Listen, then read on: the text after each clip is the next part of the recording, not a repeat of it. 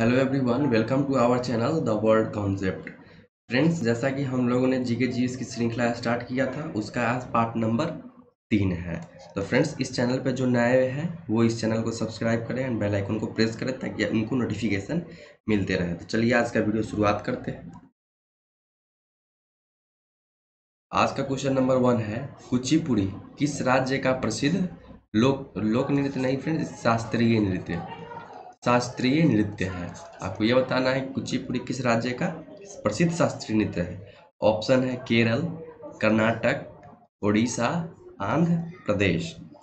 Friends, इसका सही answer हो जाएगा कुचिपुड़ी आंध्र प्रदेश का प्रमुख शास्त्रीय नृत्य है। फ्रेंड्स, शास्त्रीय नृत्य से बार बार क्वेश्चन पूछा जाता है, इसलिए पूरे भारत में कुल 7 शास्त्रीय नृत्य है और इन सातों को आपको हमेशा जबान पे रटा होना चाहिए। जैसे कि अभी तो एक हमने बता दिया कुचिपुड़ी आंध्र प्रदेश। नेक्स्ट बात करें तो तमिलनाडु का बहुत ही फेमस है, वो क्या है, भरतनाट्यम। भरतनाट्यम कहाँ का है, ये तमिलनाडु का है। ठीक। दूसरा, अगर उसी के पड़ोसी राज्य केरल की बात करें तो कथकली। कथकली और केरल का दो है, एक कथकली है, एक मोहिनी अट्टम है। मोहिनी अट्टम मोहिनी अट्टम भी, ये दोनों कहाँ के हैं, तो केरल के हैं, ये आप याद रखेंगे। उसके बाद एक फेमस है कथक। कथक जो उत्तर भारत का है, उत्तर भारत। अगर आपके ऑप्शन में उत्तर भारत न हो, अगर राज्य का नाम दे उसमें अगर उत्तर प्रदेश हो तो आप उत्तर प्रदेश को टिक करेंगे। ठीक, तो कितने हो गए, 3 4 हो गए। पांचवा है ओडिसी। ओडिसी, ओडिसी तो नाम से ही पता चल रहा है कहाँ का है। एक है मणिपुरी। मणिपुरी ये भी शास्त्रीय नृत्य है, ये दोनों नाम से ही पता चल जाता है कि ये कहाँ का है। और आखिरी है यक्षगान। यक्षगान है कर्नाटक। कर्नाटक। अगर इसमें बहुत विद्यार्थियों को कंफ्यूजन होता है कि यक्षगान कहाँ का है, तो फ्रेंड्स बहुत ही आसान है। जैसे देखिए, यक्षगान कोई भी चीज गान है इसमें, यानी कि गाई जाने वाला। और यहाँ पे कर्नाटक है, कर्नाटक मतलब क्या, कावा। गलत भी बना लीजिए, अगर कर्नाटक क से कर्नाटक, क से कावा साइड के आवाज जैसे कावा कर कर करते रहता है, इस हिसाब से आप लगा सकते हैं कि गान कौन हो गया। इससे आप रिलेट कर सकते हैं थोड़ा सा निमोनिक ट्रिक लगा करके। चलिए नेक्स्ट क्वेश्चन देखते हैं। इस मुगल शासक के शासन काल को स्थापत्य कला का स्वर्णिम काल कहा जाता है। आपके ऑप्शन है जहांगीर, अकबर, शाहजहां, औरंगजेब। जो शाहजहां है इसी को स्थापत्य कला का स्वर्णिम काल कहा जाता है। क्यों कहा जाता है, क्योंकि इसी के समय में जैसे लाल किला हो गया और उसके अंदर भी बहुत चीज़ है, इनका निर्माण शाहजहां ने ही किया था। जैसे ताजमहल हो गया, ये बहुत मतलब कि वास्तुकला के क्षेत्र में ये बहुत ज़्यादा कार्य किए थे, इसीलिए इनके काल को स्थापत्य कला का स्वर्णिम काल कहा जाता है। नेक्स्ट क्वेश्चन पे बढ़ते हैं। नेक्स्ट क्वेश्चन है, बाढ़ के दौरान हर वर्ष नए एलुवियम का जमाव जो मिट्टी की उर्वरता को बढ़ाता है। ठीक, आपके ऑप्शन है खादर, उर्वरा, रेंगुर, उसरा। फ्रेंड्स, इसका हम आंसर तो कुछ देर बाद बताएंगे, पहले हम समझते हैं कि आखिर ये है क्या। आप क्वेश्चन से ही आंसर को दे सकते हैं। जैसे भारत में मिट्टियों का विभाजन पढ़ेंगे तो उसमें आता है कौन सी भी मिट्टी, जलोढ़ मिट्टी। जलोढ़ मिट्टी, ठीक। जलोढ़ मिट्टी नॉर्मली मैदानी भाग में पाया जाता है जहाँ पे बाढ़ का पानी या नॉर्मल पानी आता हो। ठीक। जलोढ़ मिट्टी दो प्रकार के होते हैं, एक खादर, और दूसरा एक बांगर मिट्टी। एक खादर मिट्टी और एक बांगर मिट्टी। अब ये समझते हैं खादर बांगर होता क्या है। जैसे हम मान लिए कि ये कोई इलाका है, ठीक। एक साल बाढ़ का पानी आया और पूरे इलाके में फैल गया, और फिर बाढ़ का पानी आया तो ऐसा थोड़ी ना है कि हर टाइम रहेगा, एक समय पीरियड के बाद वो पानी वापस चला जाता है। तो पानी जाने के बाद जो वहाँ की मिट्टी होती है, मिट्टी पे क्या, जैसे हम जानते हैं कि सभी मिट्टी को बराबर कर देता है, और बाढ़ अपने साथ कुछ मिट्टी भी लेकर के आते हैं, कुछ तत्व भी लेकर के आते हैं। बाढ़ के पानी में बहुत चीज मिला हुआ रहता है, तो इस हिसाब से ये चला जाता है। तो यहाँ पे नवीन मिट्टी का क्या होता है, एक परत जम जाता है, क्योंकि जो बाढ़ का पानी वो अपने साथ मिट्टी को और धूल कणों को लेके आता है। तो ठीक, तो इस मिट्टी को बोलेंगे हम लोग खादर मिट्टी। ठीक। लेकिन एक टाइम पीरियड के बाद, कुछ समय बाद ये बाढ़ के पानी हट गया, फिर बाढ़ आता है, लेकिन अब वो इस आधा इलाका में ही बाढ़ का पानी का प्रभाव रहता है, आधा इलाका में नहीं। तो अब जो नेम पड़ेगा, तो ये नए जो जलोढ़ मिट्टी है इसको बोलेंगे हम लोग खादर मिट्टी, ठीक। और ये जो पुराना खादर हो गया है इसको बोलेंगे हम लोग बांगर मिट्टी, ठीक। तो इसे आप ध्यान में रखेंगे। तो आप ऑप्शन से टिक कर सकते हैं कि बाढ़ के दौरान हर वर्ष नए नए कौन चीज होता है, यानी कि खादर मिट्टी। नेक्स्ट क्वेश्चन पे बढ़ते हैं। सबसे हल्का धातु कौन है? सबसे हल्का धातु हाइड्रोजन, हीलियम, लिथियम, सोडियम। तो लिथियम जो है सबसे हल्का धातु है। अगर आपसे पूछे कि सबसे हल्का गैस कौन है, तो ये है हाइड्रोजन। हाइड्रोजन ज्वलनशील गैस है। नेक्स्ट बढ़ते हैं हम।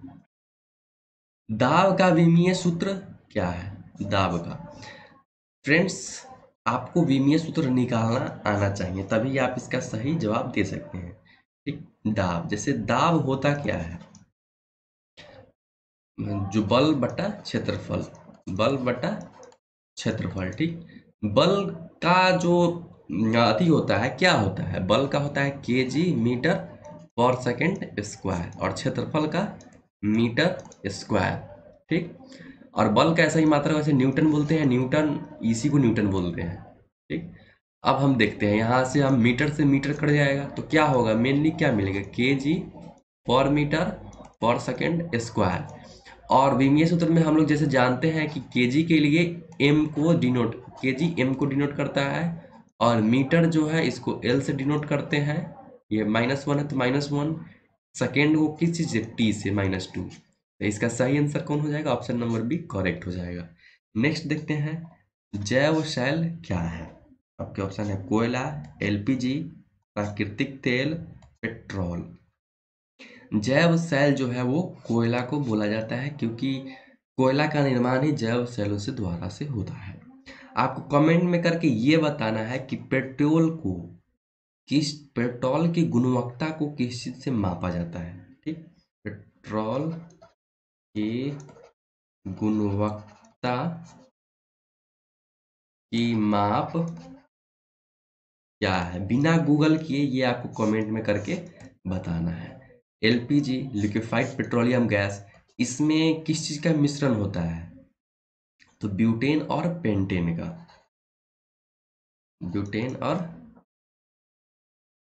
प्रोपेन और ब्यूटेन का, ठीक। ये आप ध्यान रखिएगा। नेक्स्ट क्वेश्चन पे चलते हैं। मानव शरीर में सर्वाधिक मात्रा में पाया जाने वाला तत्व कौन सा है मानव शरीर में? ऑप्शन है हाइड्रोजन, ऑक्सीजन, नाइट्रोजन और कार्बन। आपको बताना है कि इसमें से कौन सा सही होगा। तो जैसा कि हम जानते हैं कि हमारे बॉडी में सबसे ज्यादा मात्रा ऑक्सीजन का होता है, ठीक। और एक क्वेश्चन और पूछता है कि भूपर्पटी में किस तत्व की अधिकता होती है? किस तत्व की अधिकता होती है?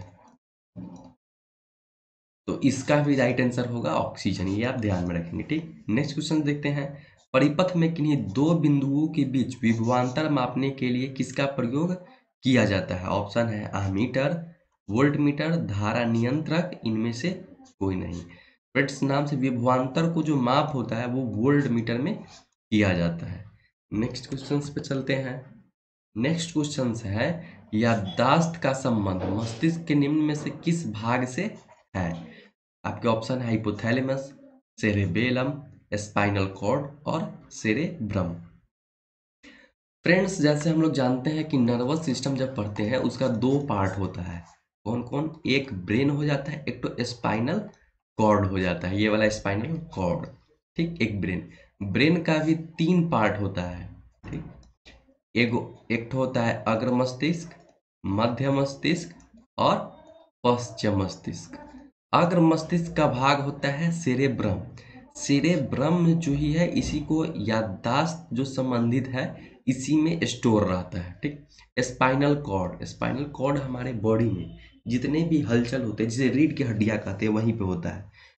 जितने भी हलचल होती है उनको डिटेक्ट सबसे पहले कौन करता है बॉडी में? स्पाइनल कॉर्ड डिटेक्ट करके और अपने हिसाब से वर्क करता है। हाइपोथैलेमस जो है हमारे शरीर के बॉडी के अंदर जो टेम्परेचर है उसको मेंटेन करता है। और सेरेबेलम को बॉडी संतुलन के लिए भी जाना जाता है कि जो बॉडी संतुलन है उसको ये कर रहा है। जैसे शराब पीने से कौन प्रभावित होता है? तो वो सेरेबेलम प्रभावित होता है। ठीक, नेक्स्ट क्वेश्चन देखते हैं। आजीवक संप्रदाय के संस्थापक निम्न में से कौन है? आजीवक संप्रदाय के कच्चायन, संजय बेल्ठनी पुत्र, मखली पुत्र या पूरन कश्यप? इसका सही आंसर है मखली पुत्र जो है आजीवक संप्रदाय के संस्थापक है। ठीक, एक और क्वेश्चन यहाँ पे इंपॉर्टेंट है कि गौतम बुद्ध के प्रथम गुरु कौन थे? प्रथम गुरु थे अलार कलाम। और ये किस चीज से संबंधित है, किस संप्रदाय से संबंधित थे?